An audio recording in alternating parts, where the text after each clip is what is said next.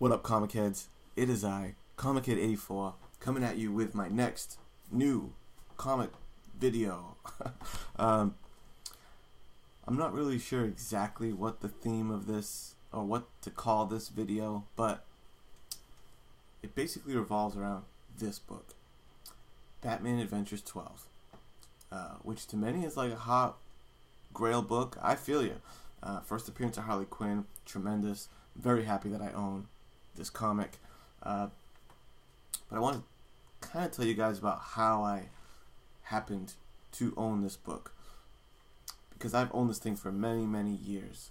And the reason that I have Batman Adventures 12 is because I have the entire run of the Batman Adventures comic series. I don't have the complete runs for that many series at all, but Batman Adventures is one that I do. So I was gonna walk through this series and chat with you a little bit about it. Here's issue number 1. None of the books in this series really hold too much value or are really desirable aside from Batman Adventures 12. There's like one or two other books that I guess are kind of notable for early Harley Quinn appearances and Joker, a cool Joker cover, but other than that, nothing too, like this number 1 issue, for example, isn't like a hot book or anything like that, or really holds much value beyond cover price. But that's fine. This is a series that I'll never sell. I'm always going to hang on to this run of Batman. The Batman Adventures animated series is one of the things that just turned me on to being as big a comic fan, and definitely as big as a Batman fan as I am. The series came out right in my sweet spot of age of like 10 years old is when this series came out, and I was just in awe of it, man. It's just they just did such a quality job on the cartoon. They didn't treat it like a kid's cartoon.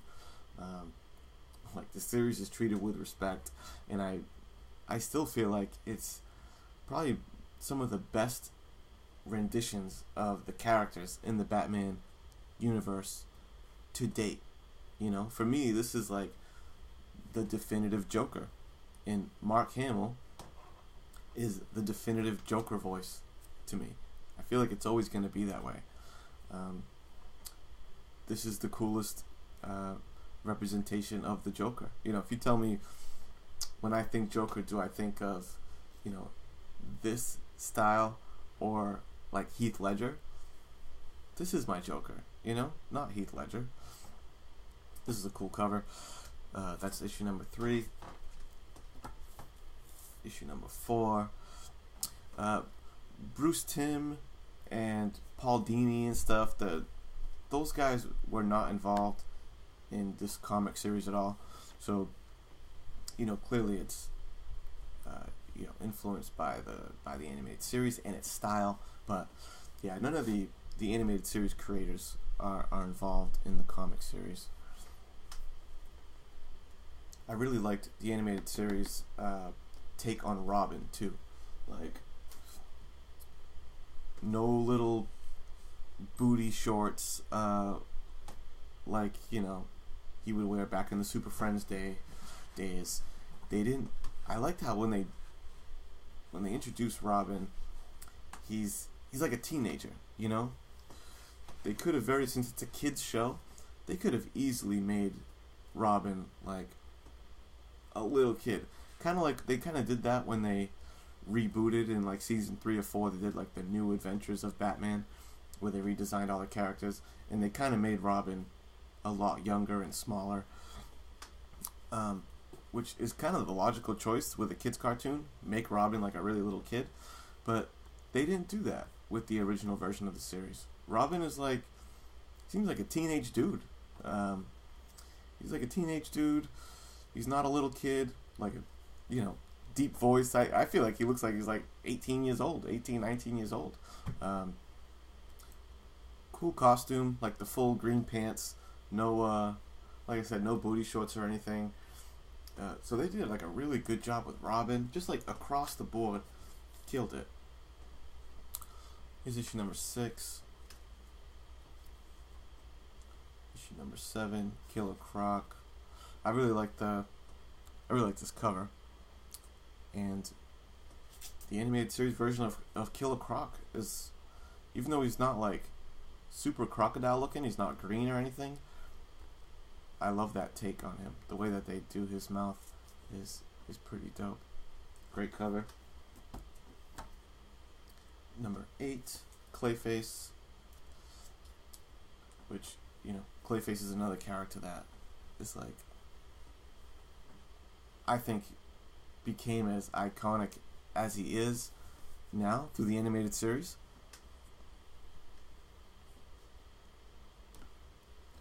Gargan, Matt Gargan, I think. Issue number 9. And one of the reasons that I loved this series so much as a kid too, and why, like, I just made a point to buy them all.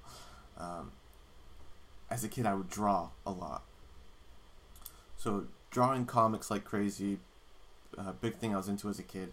And one thing I always loved about these comics is, like, when I was thumbing through them, these were totally inspirations for me to draw. Like, as a little kid, 10 years old, whatever, as I was drawing, I was trying to copy a lot of the... this is a duplicate, so I have a loose one out. I would try to emulate this style as I was, you know, doing my doodles and my drawings. And it was cool because it didn't, you know, as opposed to art like this, for me anyway, as like a 9-10-year-old kid, that was like super detailed, like there was no way. But a lot of these simplified art style was like cool for me. I did, you know, a pretty decent job of like recreating this style. So I really like that about this book. Like, it's simple, but it's still, like, if you look at the body language of even this scene, this guy behind the wheel and this guy shooting, like, even though it's a simplified animated style, they're still conveying action and emotion, you know, even more so than a lot of your super rendered detailed style.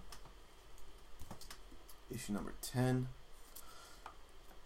This comic here, I might make another video on like the first comics in my collection, because this is one of them. This is one of the first comics.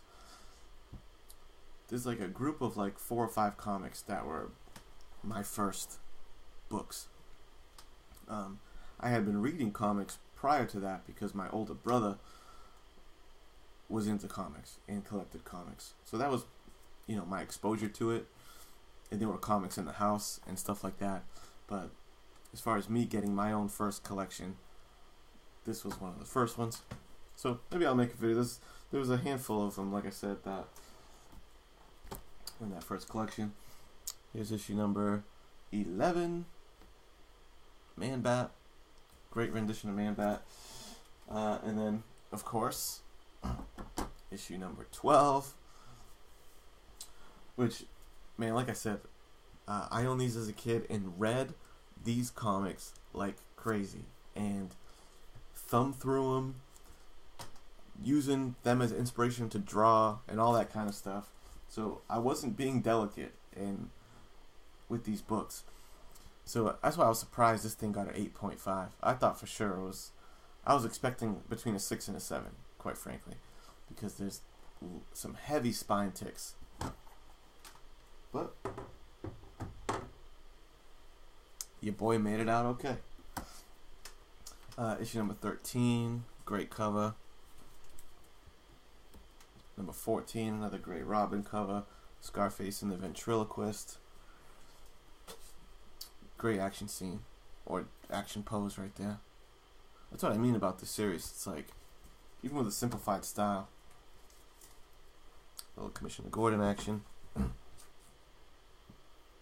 This one's definitely a cool cover. it's a solo Joker issue. Like, this is one that comes up on the, like, the Key Collector app, for example. This one pops up. Batman Adventures 12 pops up. This one pops up as a solo Joker story. Not worth anything crazy. And then there's one more issue in the series that shows up on the Collector app too, because it's an early Harley Quinn. A little Arabian Night action for Batman. Let's move on to issue number 18. Cool Robin and Batgirl cover. Number 19, The Scarecrow. 20.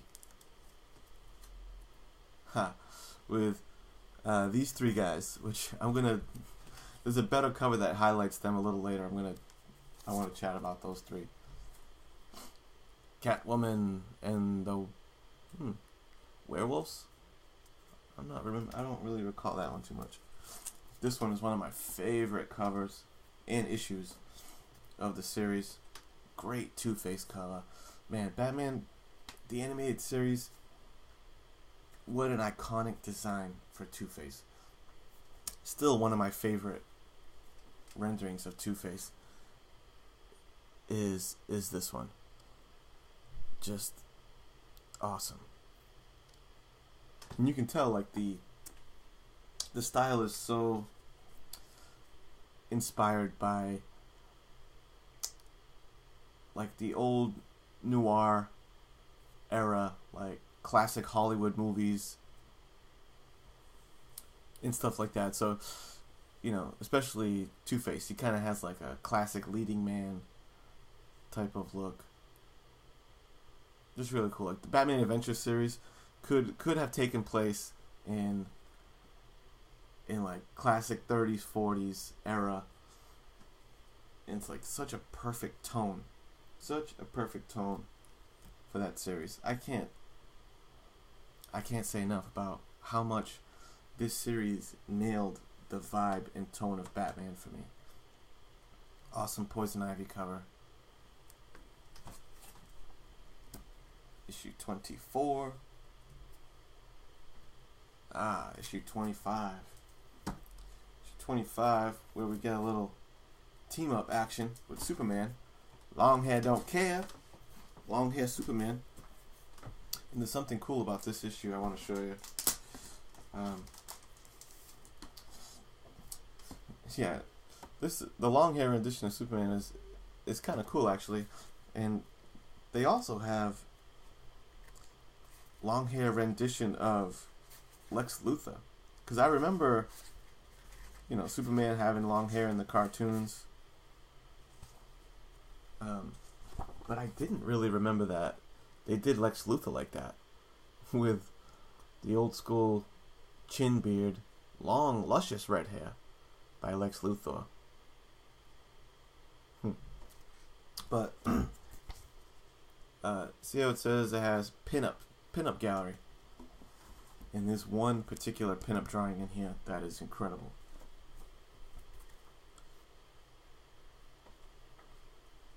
Right here.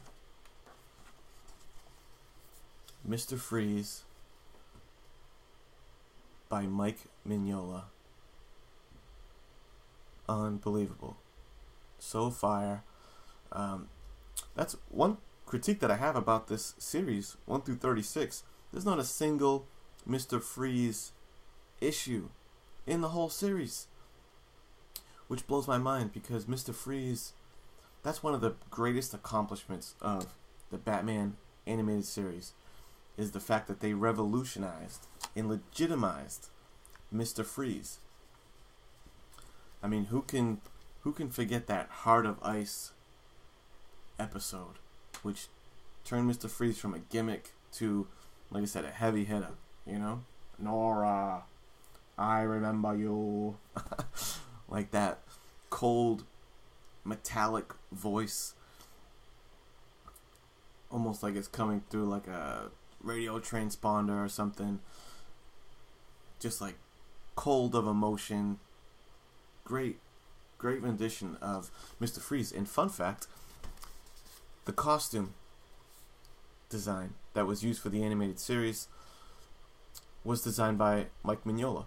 That's probably why he did this pinup here. Mike Mignola is the one who came up with this animated series redesign on his costume. So there you go. If I could find a comic issue, or if I could just purchase this, I would totally frame it and hang it up, because that is probably the coolest Mr. Freeze drawing I've seen. Mike Mignola, Mr. Freeze. Isn't that something? That is fire. Let's move on to number 26. Bam. Dude getting shot in the back. Batman Family Adventures. They did that a couple times. I think they did it twice. Where, you know, you had the Batgirl Adventures, Batman Family. I remember this one. See how he has like elbow patches? This was a teacher on the campus, I think Barbara Gordon, and this one is just a Robin and Batgirl issue. Boom. This one with the two Batmans, and you'll notice, kind of cool. Definitely an Adam West vibe with that Batman, which is pretty cool. Or Brave and the Bold. Because, yeah, it looks like the Brave and the Bold kind of cartoon style, but this definitely predates that, the animated one. So I think it's like an Adam West inspiration. I don't know. But that was a cool issue. It's like this other dude who's, I think his wife gets murdered due to like gang violence, and he wants to dress up and fight crime like Batman as well. And Batman feels for him. He takes him in, he tries to train him to become like a little protege, but it doesn't really pan out. This next one is the other like book that's worth a little bit of money from this series. Is number 28 because of the early Harley Quinn appearance. Cool little Harley Joker cover. Toasting marshmallows over a fire as Batman's above it in a straitjacket. Just a cool cover. Some cool early Harley Quinn action. Number 29. Number 30. This is another one of the issues that Batman does not appear in it. This one's a cool one. Batman doesn't appear in it. Batgirl, Robin, no heroes appear in it. Just these three guys. And I'm not sure if I recall them appearing anywhere but the animated series. They might just be animated series characters, but it's this little trio, the Professor, Mastermind, and my favorite, Mr. Nice. And Mr. Nice is a dude who's like, he just has a natural knack for being like a Jason Bourne badass. Super strong, powerful, like a, you know, assassin type dude. But his nature is that he's a super nice guy. And his dream job was to be a children's show host. And he was a children's show host, Mr. Nice. And he's just like a super nice guy. Mr. Nice, again, he has a kid's show. But then like someone breaks into the show or something like that, and he like brutally kicks their ass. And he loses his job and stuff like that. But Mr. Nice is a cool Batman villain. He's a funny guy. So this issue strictly follows those three. Issue number 31, Anarchy. And that's what bugs me out. It's like, how does Anarchy get an issue in this series and Mr. Freeze doesn't? I legit don't understand. And it's not that Mr. Freeze, that Heart of Ice episode, is a season 1 episode. In fact, it was like the 3rd or 4th episode that aired was that one. 32, 33.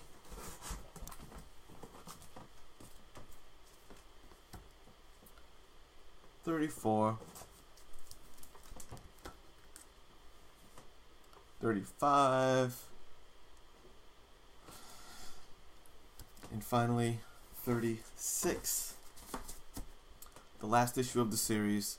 Kind of cool that behind him are a bunch of the covers from the series. See the Batman, Superman, Batman Adventures 12 right there. So it's just all the different covers from the series in the background.